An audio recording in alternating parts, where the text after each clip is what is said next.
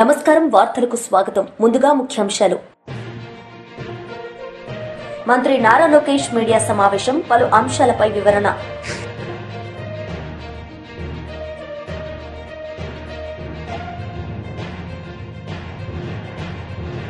మాజీ మంత్రి కేటీఆర్ మీడియా సమావేశం, సీఎం రేవంత్ రెడ్డిపై ఫైర్.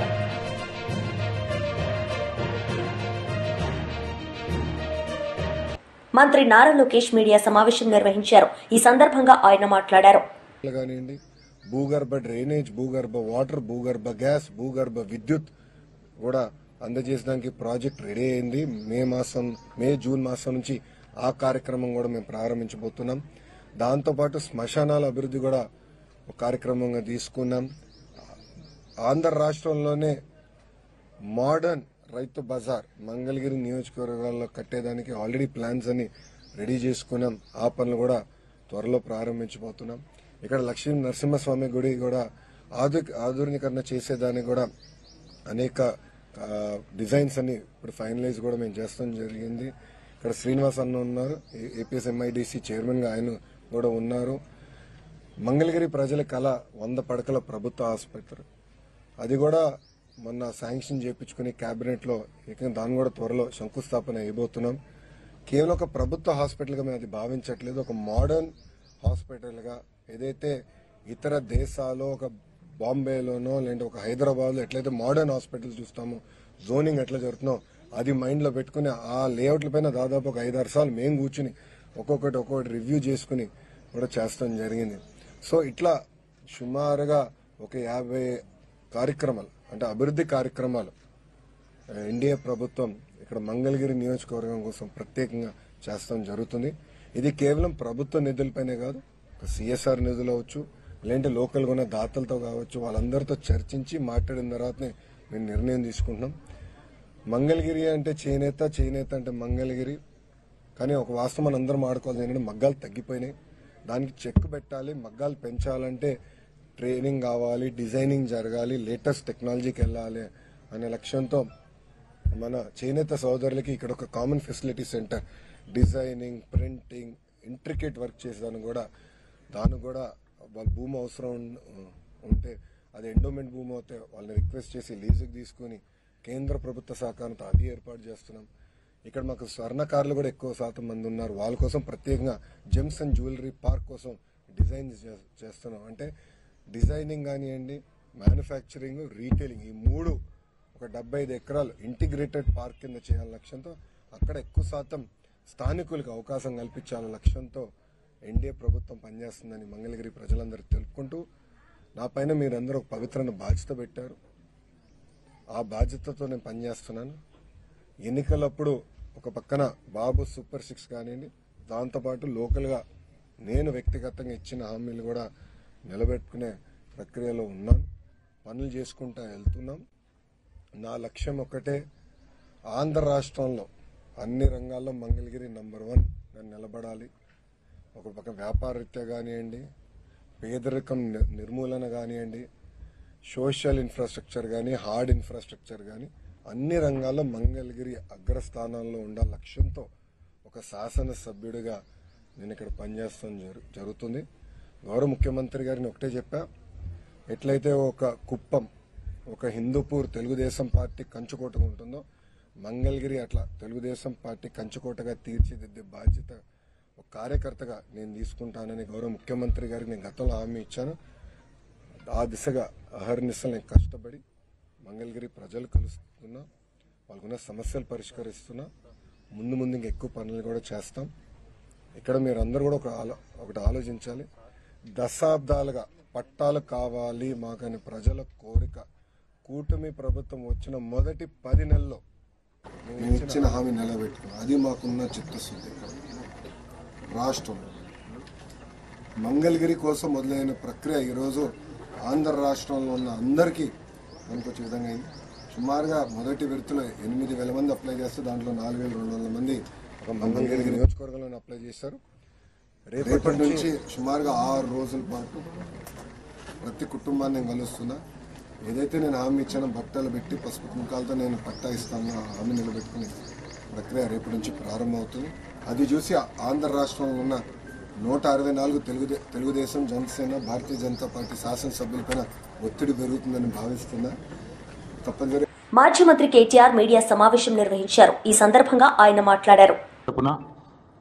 హైదరాబాద్ నగర ప్రజల తరపున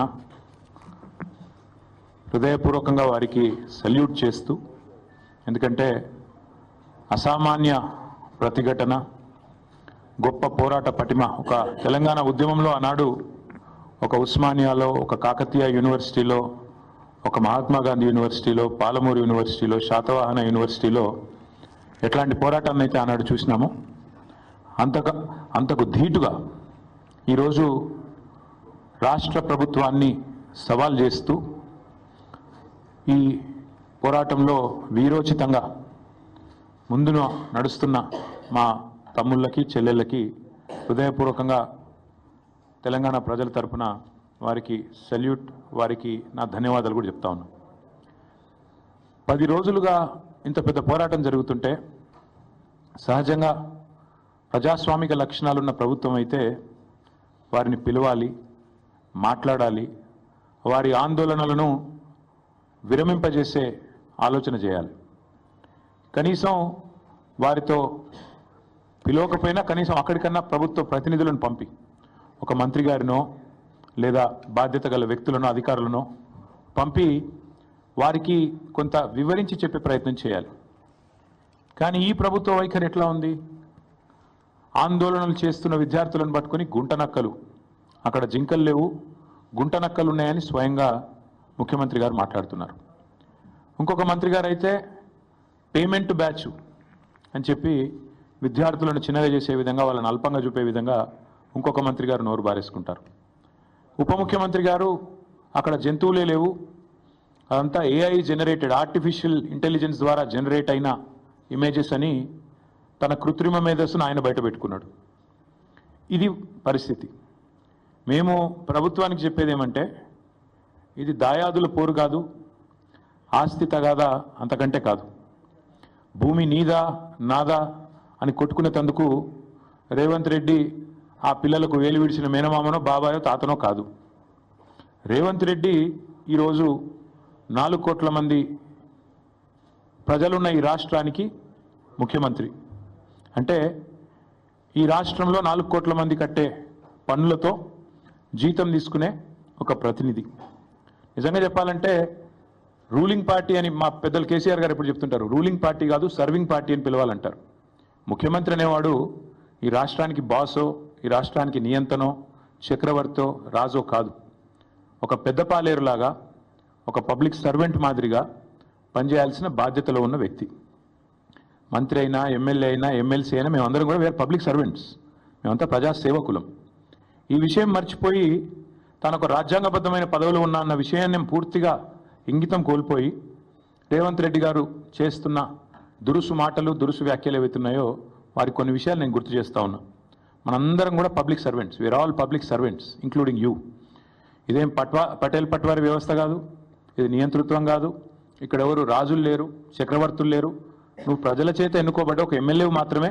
ఆ ఎమ్మెల్యేలు మీ కాంగ్రెస్ పార్టీలో మెజారిటీ మంది నిన్ను ఎన్నుకుంటే నువ్వు ముఖ్యమంత్రి అయినావు తప్ప నువ్వేమి రాజువు కాదు, నియంతవు కాదు. పేరుకేమో ప్రజాపాలన, కానీ చూస్తే మరి ఈరోజు ప్రజాస్వామిక స్ఫూర్తి అనేది కనీసం అణుమాత్రం కూడా మీరు చేసే ఒక్క పనులు కూడా కనబడతలేదు. ఎంత దుర్మార్గంగా మొత్తం దేశం మొత్తం చూస్తూ ఉంది.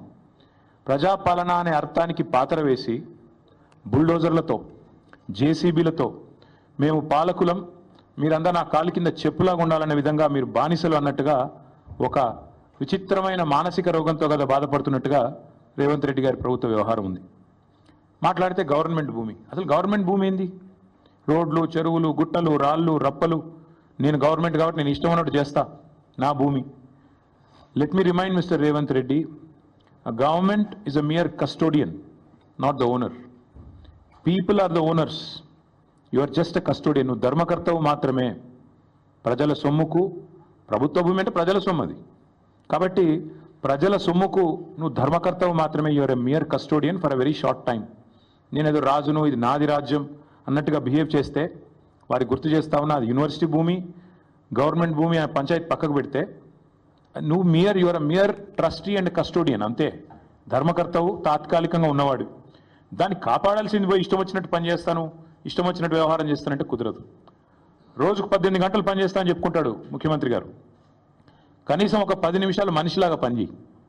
ఒక రియల్ ఎస్టేట్ బ్రోకర్ లాగా 18 గంటలు కాదు 20 గంటలు పనిచేయొచ్చు. ఒక 10 నిమిషాలు 15 నిమిషాలు ఒక మనిషిలాగా, ఒక తండ్రిలాగా, ఒక తాతలాగా భవిష్యత్ తరాల మీద సోయితో పనిచేయని చెప్పి నేను ముఖ్యమంత్రికి చెప్తున్నా. నేను అడుగుతున్నా, నిన్న మా జగదీష్ రెడ్డి గారు కూడా అడిగినారు, ప్రభుత్వ భూమి అని చెప్తున్నారు పెద్దలు. ప్రభుత్వ భూమి అయితే దొంగల్లాగా ఎందుకు పోతున్నారు? అందరికీ దొంగల్లాగా ఎందుకు పోతున్నారు? మాజీ మంత్రి అంబటి రాంబాబు మీడియా సమావేశం నిర్వహించారు. ఈ సందర్భంగా ఆయన మాట్లాడారు. మీ స్థాయి ఏంటో ఒకసారి తెలుసుకోండి. మీరు అడ్డదారిలో కౌన్సిల్కి వచ్చారు, మంత్రి అయ్యారు, పంచాయతీరాజ్ శాఖను డీల్ చేశారు. ఎంత అపాస్పాలైందో మంత్రివర్గం, ప్రభుత్వం అందరికీ గుర్తుండే ఉంటుంది. ఆ మంత్రిగా ఉన్నప్పుడే మంగళగిరిలో పోటీ చేశారు, ఘోరంగా ఓడిపోయారు. ఘోరంగా ఓడిపోవటమే కాదు, అసలు తెలుగుదేశం అంత భయంకరంగా ఓడిపోవడానికి నారా లోకేష్ గారు కూడా ఒక కారకులు అనేటువంటి మంచి పేరు తెచ్చుకున్నారు. మళ్ళా తర్వాత మొన్న అప్పుడు 23 మంది గెలిస్తే మీరు ఓడిపోయారు. మొన్న మళ్ళా మంగళగిరిలో నిలబడ్డారు, మంచి మెజారిటీతో గెలిచారు. 164 సీట్లు కూటమికి వస్తే మీరు గెలిచారు, 23 సీట్లు తెలుగుదేశంకి వస్తే మీరు ఓడిపోయారు. దాన్ని బట్టి ఒకసారి యూ క్యాలిక్యులేట్, నీ స్థాయి ఏమిటో ఒకసారి క్యాలిక్యులేట్ చేసుకోమని మనవి చేస్తున్నా. మీరు జగన్మోహన్ రెడ్డి గారి గురించి మాట్లాడతారు. జగన్మోహన్ రెడ్డి గారి గురించి మాట్లాడటమే కాదు, ఇష్టం వచ్చినట్టుగా అన్ని పచ్చి అబద్ధాలు. నీ నాన్నకు మించిన వాడు అయిపోయావు ఆయన నువ్వు అబద్ధాలు చెప్పడంలో, నాకు అర్థం కాల. ఈ CBG, Reliance CBG compressed biogas ప్లాంట్లు ఏర్పాటు చేశారు. ఎవరు తీసుకొచ్చారు దీన్ని? మీరే తీసుకొచ్చారా? మీరు తీసుకురాలా? 2024 ఫిబ్రవరి 14న రాష్ట్ర ప్రభుత్వం, అప్పుడున్న రాష్ట్ర ప్రభుత్వం అగ్రిమెంట్ అయింది. ఈ ప్లాంట్లు ఇక్కడ తీసుకొచ్చి మొదటి దశలో 8 ప్లాంట్లను ప్రారంభించాలనే ఉద్దేశంతో అప్పుడే దీనికి అంకురార్పణ జరిగింది. జగన్మోహన్ రెడ్డి గారి టైంలో అయిన వాటినే ఇవాళ మీరు శంకుస్థాపనలు చేస్తూ మమ్మల్ని విమర్శించేటటువంటి కార్యక్రమం చేస్తున్నారు. దీన్నంటూ అడ్డుకుంటున్నారండి. ఎవరు అడ్డుకుంటారో నాకు అర్థం కాలేదు. మీరు తీసుకొచ్చే అభివృద్ధి కార్యక్రమాలను అడ్డుకోవాల్సినటువంటి అవసరమే లేదు. అసలు మీరు ఏమైనా తీసుకొస్తే కదా అడ్డుకోవడానికి. అడ్డుకున్న వాళ్ళందరినీ రెడ్ బుక్లో ఎక్కించేస్తాట. ఇలాంటి మాటలు మాట్లాడుతున్నారు, పిచ్చి మాటలు మాట్లాడేటువంటి ప్రయత్నం చేస్తున్నాడు నారా లోకేష్ గారు. ఏంటంటే ఆయన మాట్లాడే మాటలు చాలా దురదృష్టం. 2 సార్లు నిలబడితే ఒకసారి గెలిచాడు. What is your success rate అని అడుగుతా ఉన్నా. లోకేష్ బాబు, నీ సక్సెస్ రేట్ ఏంటి ఆయన? 2 సార్లు నిలబడితే ఒకసారి గెలిచావు. నువ్వు ఎవరి గురించి మాట్లాడుతున్నావు? వైఎస్ జగన్మోహన్ రెడ్డి గురించి మాట్లాడుతున్నావు. ఓటమి ఎరుగని వీరుడుగా ఉన్నటువంటి జగన్మోహన్ రెడ్డి గురించి మాట్లాడుతున్నావు. తండ్రి చనిపోయిన తర్వాత పార్టీ పెట్టి పార్టీని సక్సెస్ఫుల్ గా నడిపించుకొని అధికారంలోకి వచ్చినటువంటి జగన్మోహన్ రెడ్డి గారి గురించి మాట్లాడుతున్నాం. జగన్మోహన్ రెడ్డి గారి గురించి మాట్లాడుతూ ఒక మాట అన్నాయండి, విజనరీకి ప్రిజనరీకి చాలా తేడా ఉంటుందండి. అట్టంటే పర్లా, విజనరీకి ప్రిజనరీకి చాలా తేడా ఉంటుందిరా భాయ్, చాలా తేడా ఉంటుందిరా భాయ్ అంటున్నాడు. అంటే డైలాగ్ చూడండి ఎంత అహంతో కూడుకున్నటువంటి డైలాగో. విజనరీ అంటే ఎవరో తెలుసా? వాళ్ళ నానంట.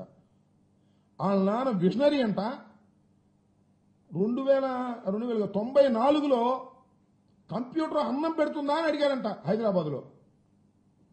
ఇప్పుడు చూడండి కంప్యూటర్లు ఎంతమంది పనిచేస్తున్నారో కంప్యూటర్ టెక్నాలజీలో అంటారు. అంటే దాని అర్థం ఏంటంటే వాళ్ళ నాన్న విజనరీ అని. కంప్యూటర్ వాళ్ళ నాన్న చెబుతాడు నేనే కనిపెట్టానని, మా నాన్నే కనిపెట్టాడని.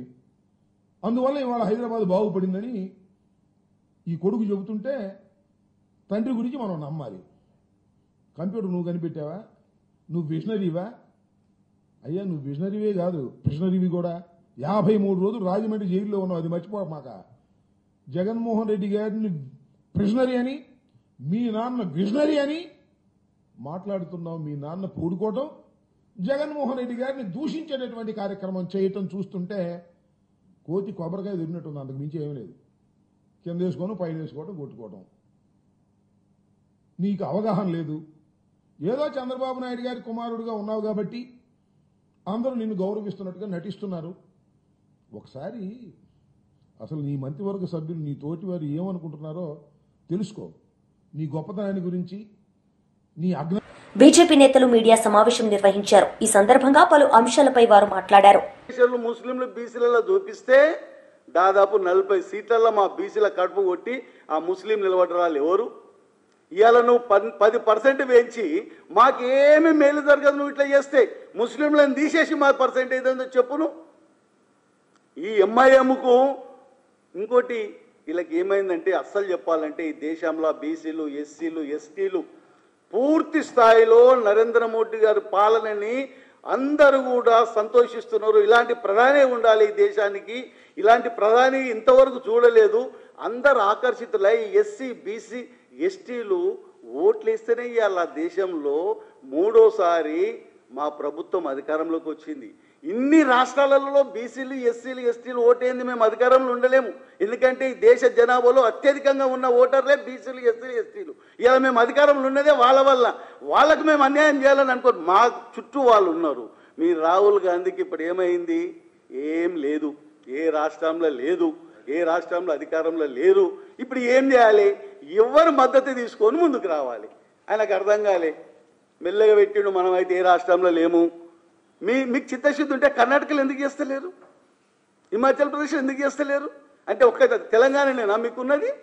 తెలంగాణ రాష్ట్రంలోనే రాహుల్ గాంధీ పాదయాత్ర చేస్తుంటే తెలంగాణ ఒక్కటినే చేయండి, తొందరగా బీసీలకు చేయండి మేలు, దేశమంతా తర్వాత చేద్దాం, కర్ణాటకలో తర్వాత చేద్దాం, హిమాచల్ ప్రదేశ్లో తయారు చేద్దాం. అంటే మీ సిద్ధాంతము కేంద్రంలో ఒకటి, రాష్ట్రంలో ఒకటి ఉంటుందా?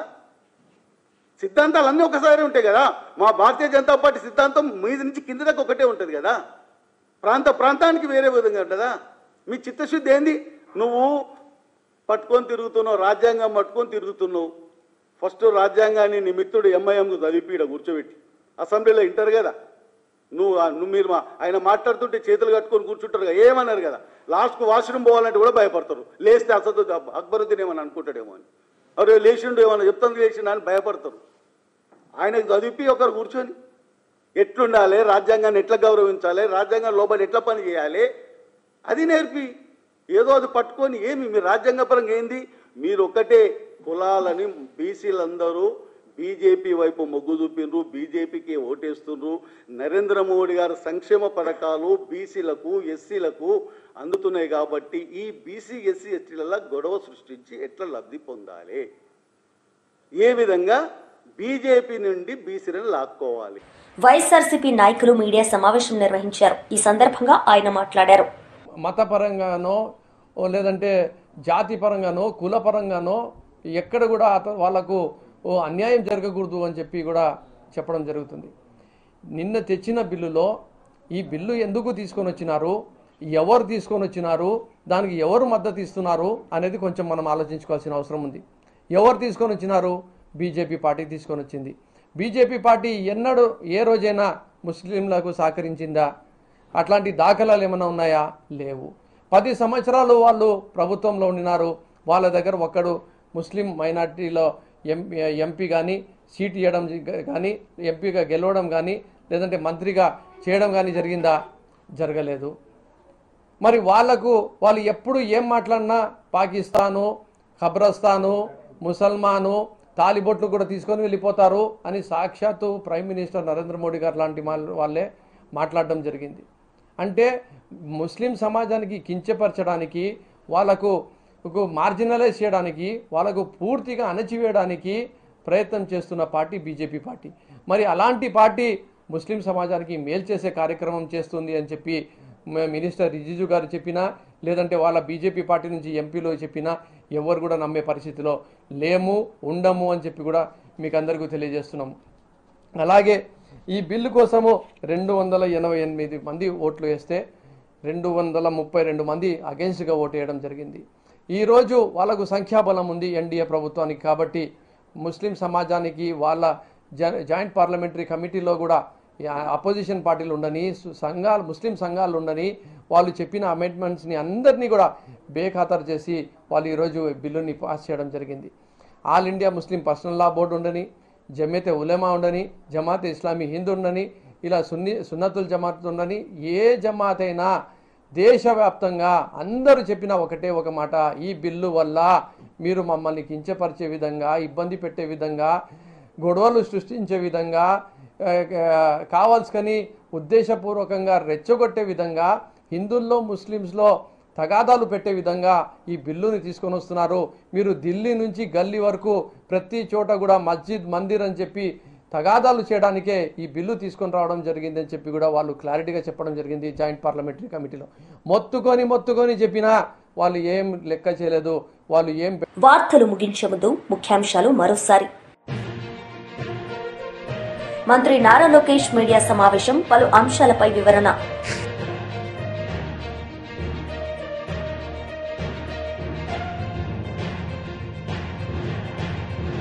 మాజీ మంత్రి కేటీఆర్ మీడియా సమావేశం, సీఎం రేవంత్ రెడ్డిపై ఫైర్.